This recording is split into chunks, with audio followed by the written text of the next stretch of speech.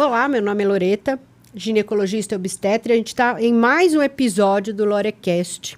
E hoje meu convidado é o Dr. Lucas Caseri, porque a gente vai falar de algo muito importante, muito específico, pouco explorado e quase nunca tratado. E a gente vai falar qual é a importância do anabolismo clínico na vida de uma pessoa e a importância de um médico saber o que é a importância de um médico saber o que é anabolismo clínico e tratar um paciente que tem alguma deficiência nesse sentido. Lucas, como todo mundo já te conhece, mas eu gostaria que você se apresentasse primeiro.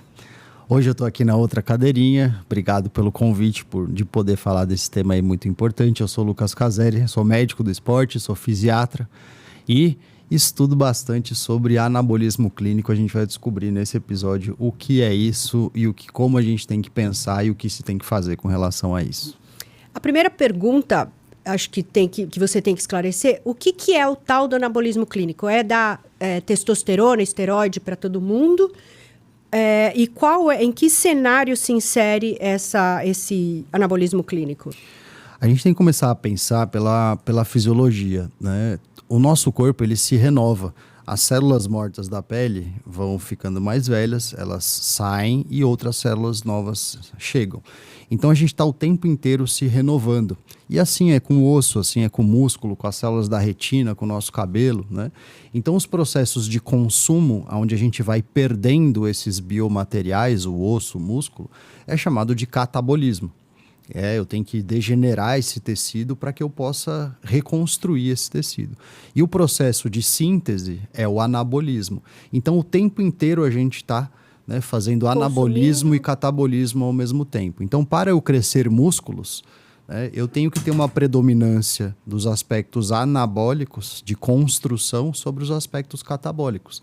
Quando eu tenho uma doença, ou quando, por exemplo, eu paro de fazer exercício obrigatoriamente, quando eu quebrei um braço, por exemplo, eu preciso engessar, deixar ele imobilizado, o músculo vai favorecer os processos de catabolismo, eu vou perder massa muscular, sobre os processos de anabolismo, porque eu não vou ter estímulos, por exemplo, de contração muscular para fazer isso. Então, pensar no anabolismo é pensar muitas vezes em evitar o catabolismo, porque perder muita massa óssea pode gerar problemas. Osteopenia, osteoporose, quando cai, fratura. E perder muita massa muscular pode gerar, por exemplo, a sarcopenia, perda de massa muscular, pode gerar a deficiência de força muscular, que a gente chama de dinapenia, né? Então, essas perdas precisam ser olhadas. Basicamente, todo o processo patológico, toda doença que se instala muitas vezes, você tem perdas. É um processo onde aquele organismo está sendo agredido. E ele vai dar conta, ele vai tentar os seus mecanismos para tentar reparar aquilo que precisa ser reparado naquele momento. Então, basicamente, todo o processo de doença crônica, processo de internação, de cirurgia, de uma infecção, é um processo onde o catabolismo, o consumo, vai estar mais exacerbado.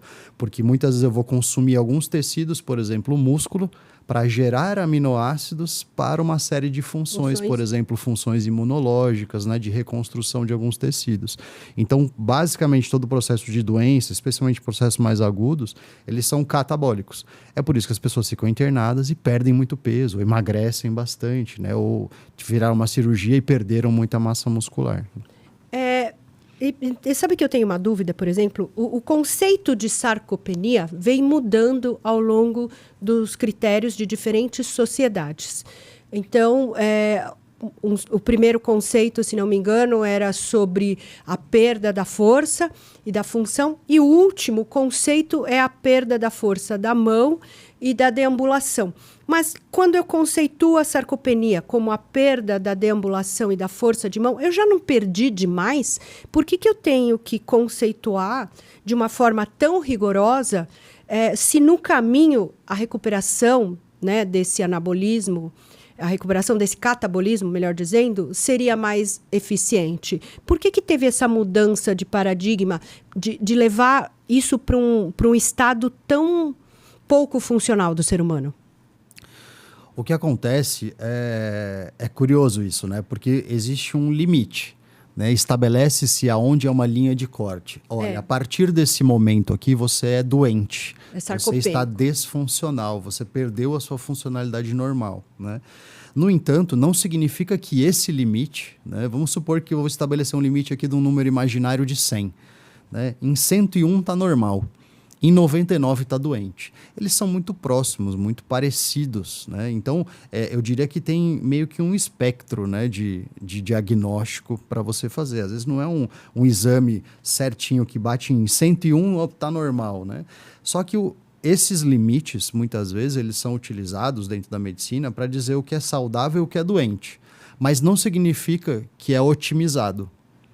Então, muitas vezes você fala, olha, eu não tenho um critério de doença, eu estou um pouco acima do critério de doença, mas não significa que eu estar nesse lugar onde chama de normalidade, e a normalidade é um conceito estatístico, né? Onde eu tenho uma curva sinusoidal, onde a maioria das pessoas se comportam dentro do intervalo, mas eu tenho pessoas nas pontas, né? Então não significa que eu estar dentro desse intervalo, eu tenho as minhas funções, a minha massa muscular, por exemplo, otimizadas, né? Então, são conceitos que são diferentes. Por exemplo, o que a gente falou, né? Você falou da testosterona. Não significa que, olha, 290, se a gente estabelecer um limite de corte de 300 para homens, que é mais ou menos utilizado, 290 está baixo. Não, 310, 320 não está baixo. Sim, mas é diferente de eu ter 320 e de eu ter 850. Né? Eu tenho uma certa diferença clínica de funcionamento. Né? Então, não significa que se eu não atingir o critério de doença, você não é doente, que eu estou na minha melhor versão. Né? Acho que isso é... E qual seria o objetivo desse anabolismo clínico? Qual que é a indicação? Porque acho que a gente fica numa seara muito ruim, por causa das medicações anabólicas, onde a sociedade fala que não pode usar o esteroide para estética. Qual é o limite entre a estética e o anabolismo clínico? Uma coisa que eu acho que a gente tem que retroceder um pouco e ver é o seguinte, né? Quando a gente chega lá pelos 25 aos 35 anos, a gente está geralmente no auge das nossas funções fisiológicas e da nossa máxima morfologia. Se a vida foi generosa, foi tudo normal, não aconteceu nada demais, né? Nenhum trauma importante, cirurgia, uma doença, a gente geralmente atinge por volta dessa idade. E quanto maior é o nosso patrimônio, por exemplo, patrimônio ósseo, melhor é a vista lá na frente. Então, se a vida também for generosa e nada acontecer de grave no meio do caminho, a gente vai lentamente perdendo. Por mais que a gente faça tudo perfeito, a gente vai perdendo massa óssea, massa muscular, aptidões físicas como capacidade cardiorrespiratória, força muscular, potência muscular, a gente vai perder. Só que essa perda não precisa ser um carro na ladeira. Ele pode ser um carro na ladeira onde a gente vai freando esse carro. A gente consegue fazer com que essa ladeira seja menos íngreme para ele chegar lá no final. Né? E por que isso é importante? Porque às vezes chega-se lá, né? Eu já não tenho um patrimônio tão grande, já não cuidei disso ao longo da vida, não freiei, não diminuí, né, o declive dessa rampa ao longo dos anos. E quando eu chego lá na frente, às vezes eu ultrapasso um limiar, que é um limiar de independência funcional, ou seja, eu passo a não conseguir mais fazer as minhas atividades do dia a dia de uma maneira independente, tão simples como sentar e levantar do sofá, da cadeira ou mesmo do vaso. As pessoas passam a não ir mais no banheiro. Aí é uma espiral descendente, porque quanto mais imóvel a gente fica todos os estudos mostram isso, piora muito a parte metabólica. Né? Eu perco mais massa muscular, mais força muscular, ou seja, ficar no imobilismo vai me deixando mais debilitado. E deixar mais debilitado piora a perda de massa, de força muscular.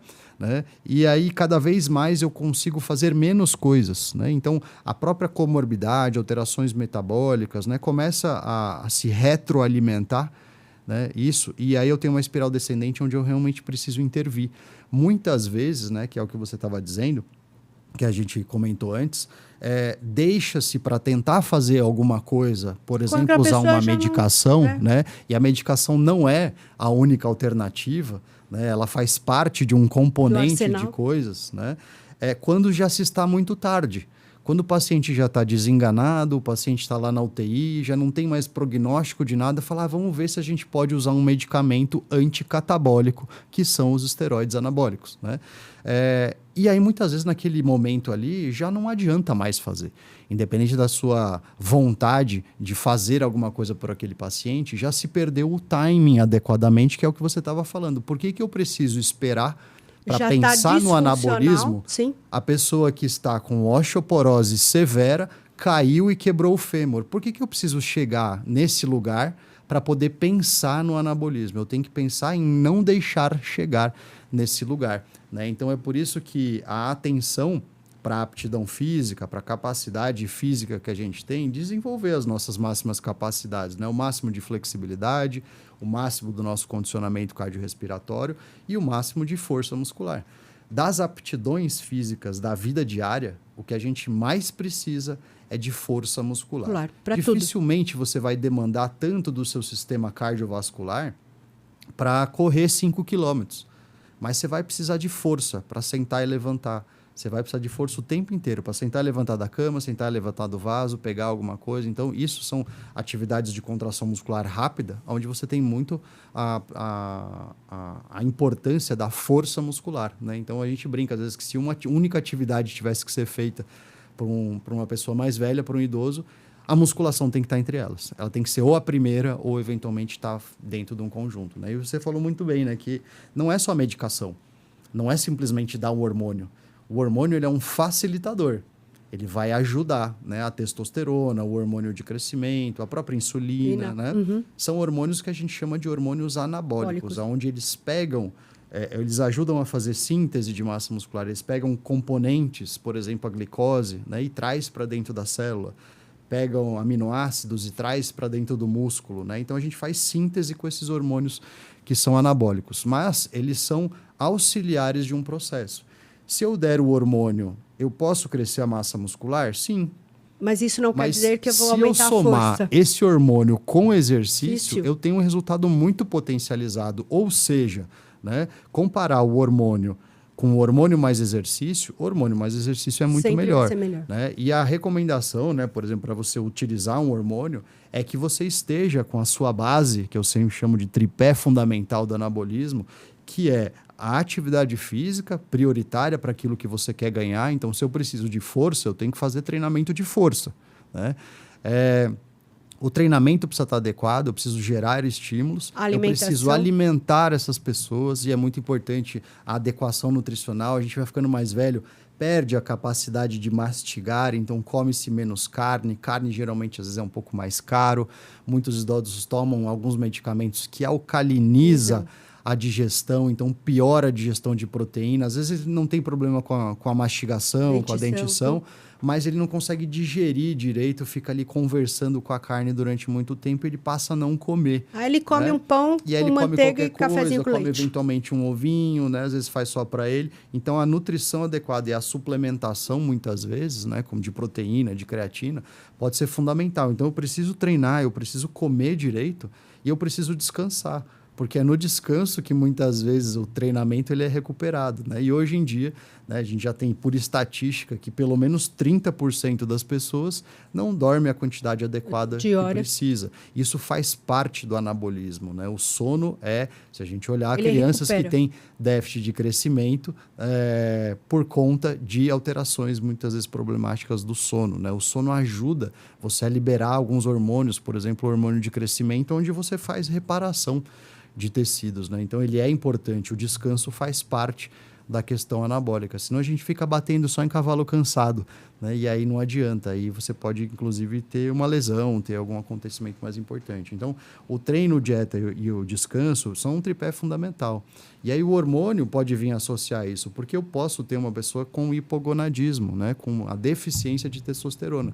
E aí quando eu tenho essa deficiência, devolver níveis normais vai potencializar. Mas isso mais em homem, né? Porque em mulher, por exemplo, a medicação vai ajudar nessa captação de aminoácido, proteína, a construir esse músculo, mas eu acho que tem um fator muito importante da medicação.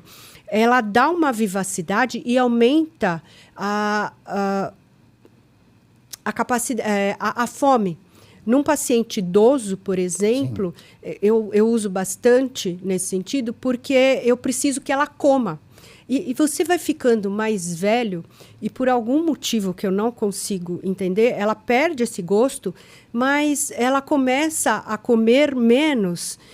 E eu não consigo entender por que elas comem menos.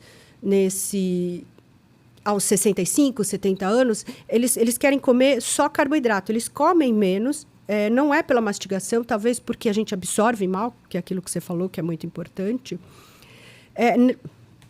Mecanismo de fome, sede, saciedade, ele acaba alterando. Então, por exemplo, o idoso, muitas vezes, ele está desidratado, ele está subhidratado, ele precisa tomar água.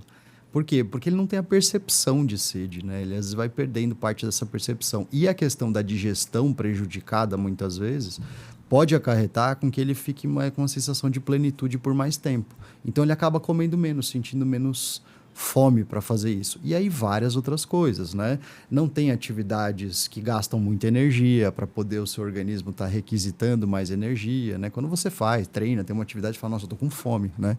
Mas o idoso talvez não tenha uma vida mais tranquila. Então ele sente necessidade mesmo de menos calorias, fora os processos de envelhecimento normal, que acabam alterando essa sensação de fome, sede e percepção de saciedade. E tem uma coisa que as pessoas não sabem, que a placa motora, quando você faz musculação, quando você anda, ela faz um estímulo e uma liberação de substâncias através do nervo vago que vão estimular o nosso cérebro. Porque o nervo vago ele vai fazer você digerir, seu coração bater, você respirar, sem que você tenha essa percepção.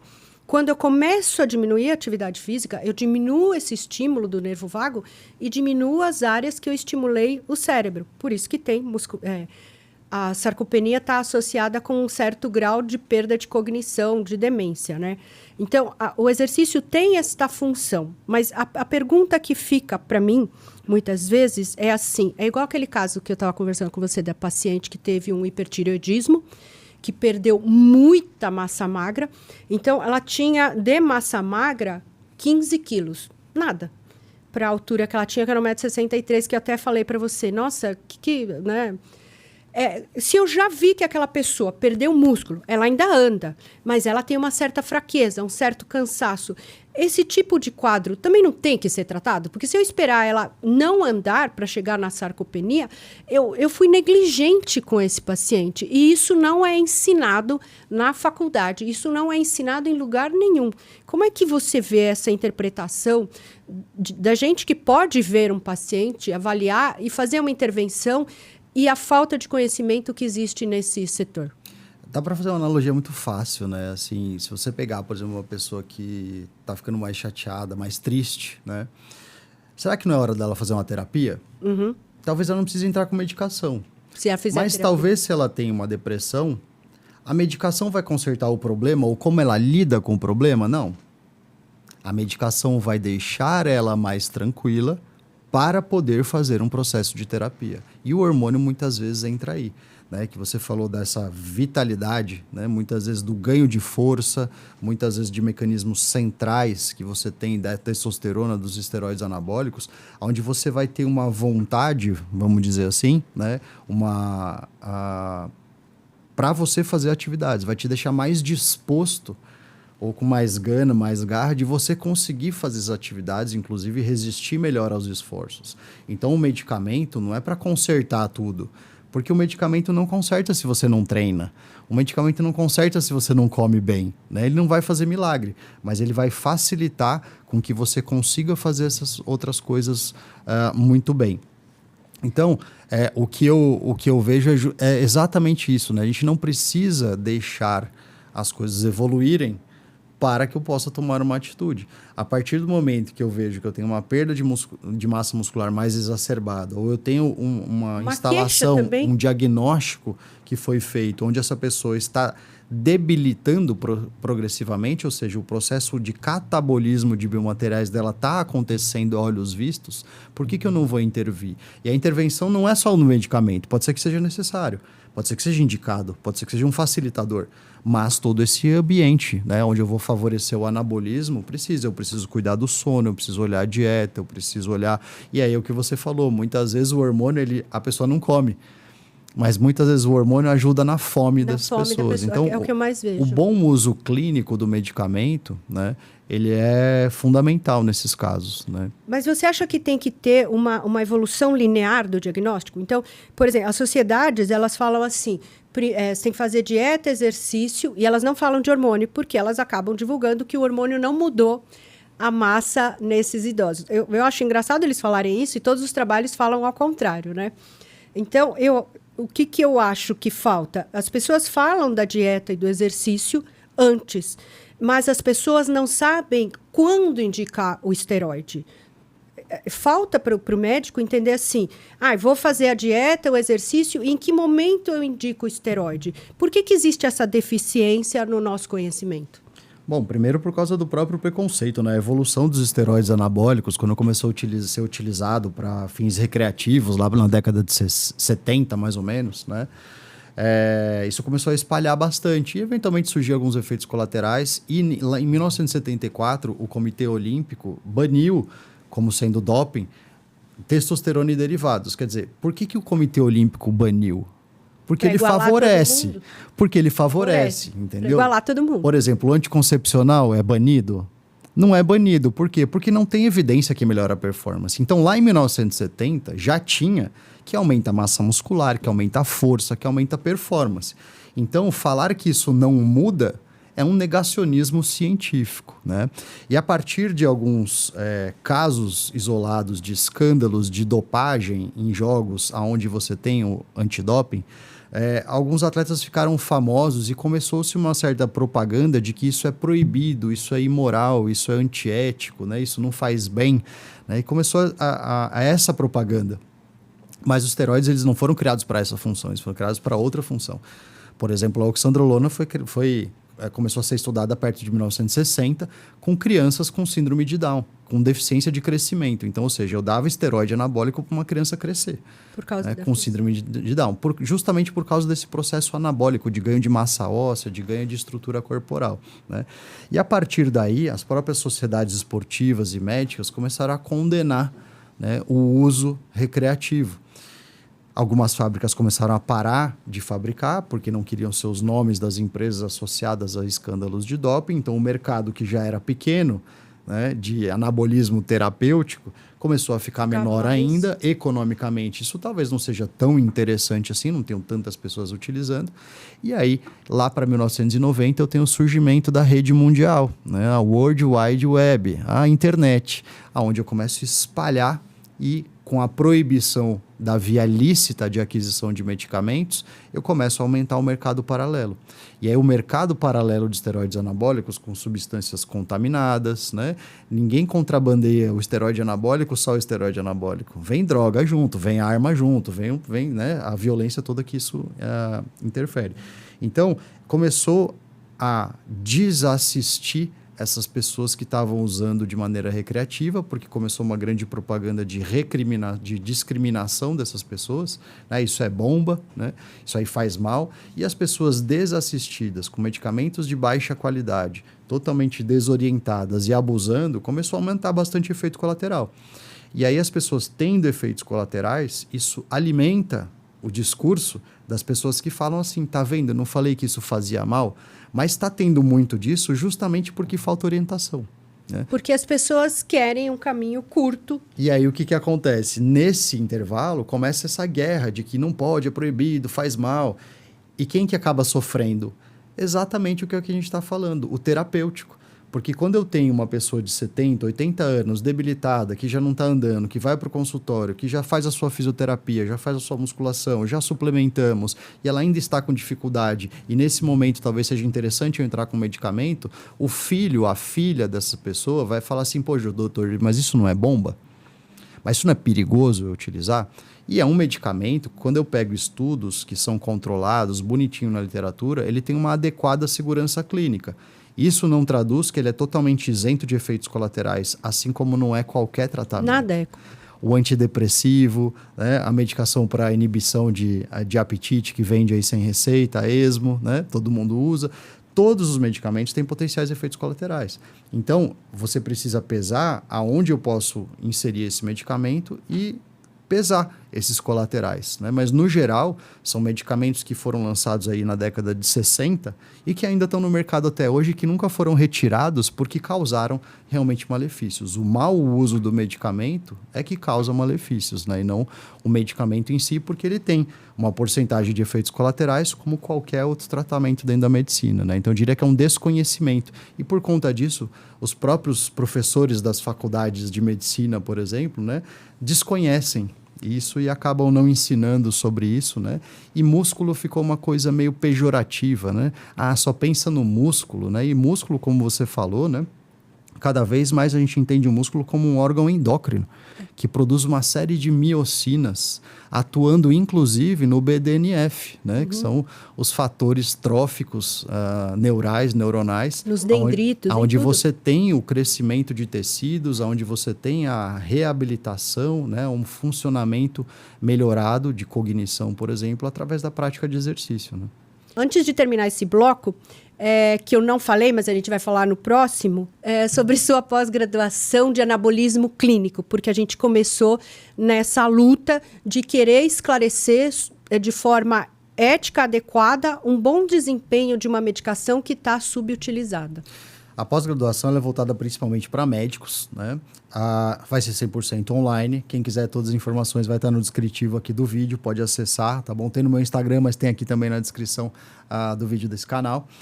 E o objetivo é entender do anabolismo clínico, não só do medicamento, mas tudo que se refere a treinamento, né? Ao exercício em si, atividade física, a nutrição, suplementação, toda a parte clínica que envolve o anabolismo, né? O promover de evitar com que o seu corpo se degenere o máximo possível ao longo do seu envelhecimento. E fica a dica, porque isso é muito importante, porque sendo você ginecologista, endócrino, clínico, qualquer vertente dessas, os pacientes precisam desse aporte todo. O que eu vejo, na verdade, é que tudo é dado de forma fragmentada. Então, a oportunidade está aí, pega quem quer.